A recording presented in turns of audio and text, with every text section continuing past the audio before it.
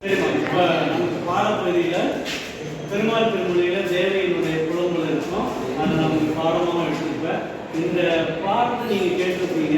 இதில் இருக்கக்கூடிய என்ன கதைகள் நடக்குது, பெருமாள் திருமொழி என்ன சொல்லியிருக்கிறாங்க, இதில் இருக்கக்கூடிய சிக்கல் என்ன, அந்த சிக்கலுக்கான தீர்வு என்ன அப்படிங்கிற உங்கள் பார்வையில் நீங்கள் பார்த்துட்டு இங்கே சொல்லலாம். சரிங்களா?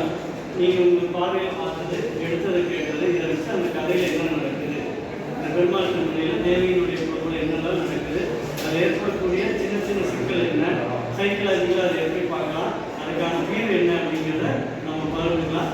முதல்ல யாராவது இந்த தேவையினுடைய குழம்புக்கான காரணம் என்ன, இந்த கதையில் என்ன நடக்குது அப்படிங்கிறத சொல்கிறீங்களா?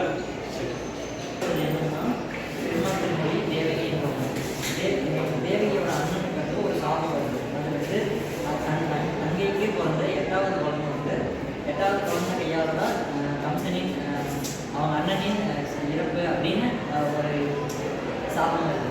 அதனால் கம்சன் வந்து இதை கேட்டுட்டு தேவகியும் அவரது கணவனையும் சிறையில் அடைச்சிட்டாரு.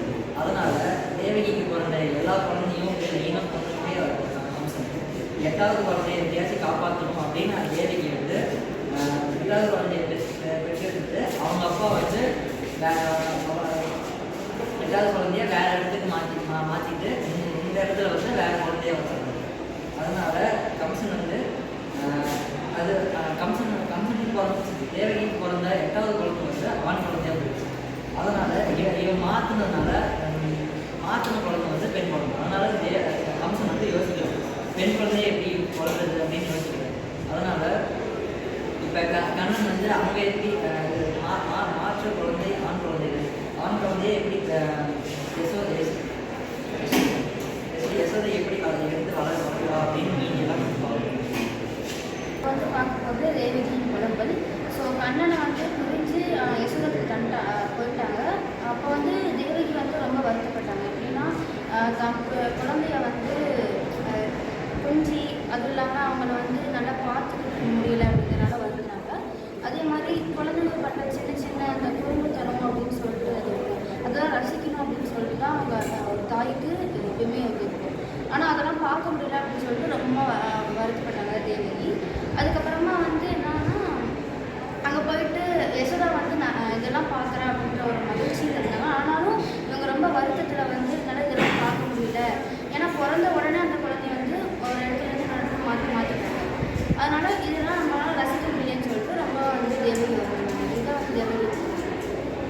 ஸோ இந்த தேவகி குழந்தைகிட்ட சிக்கலுக்கான தீர்வு கம்சனுக்கு என்ன சொல்லிப்பாங்கன்னா அவங்க தங்கச்சிக்கு சொல்கிற 8வது குழந்தை தான் கொள்வாங்க அப்படின்னு சொல்லுவாங்க. ஸோ அவங்களுக்கு வந்து முன்னாடி பார்த்த 7 குழந்தைங்களும் நல்லா பார்த்துருந்தோம்னா தேவகி குழந்தைல அந்த சிக்கலுக்கான தீர்வு பற்றி பார்க்கலாம். அவங்க அது என்ன சாப்பிட்றோம்னா தேவகிக்கு பிறகு 8வது குழந்தைனால கம்சனுக்கு வந்து வதம் பண்ண முடியும் அப்படின்னு சொல்லி சொன்னனால அவங்க வந்து தேவகியும் அவங்க முன்னாடியும் ஜெயிக்கப்பட்டாங்க. அது போடாமல் அந்த 7 குழந்தை நல்லா வந்ததுன்னா அவங்களோட சாபம் குறைஞ்சிருக்கும். எஸ் பண்ணுறதுனால முன்னாடி அதுக்கு நல்லது கெட்டது மாற்றம் பண்ணியிருந்தோம்.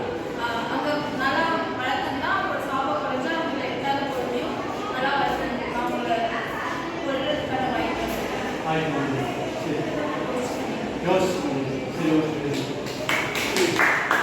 இந்த தேவையின் குழம்புக்கான கதையும் அதுக்குண்டான சிக்கல் ஆயப்பாடிக்கு போயிடுறாங்க.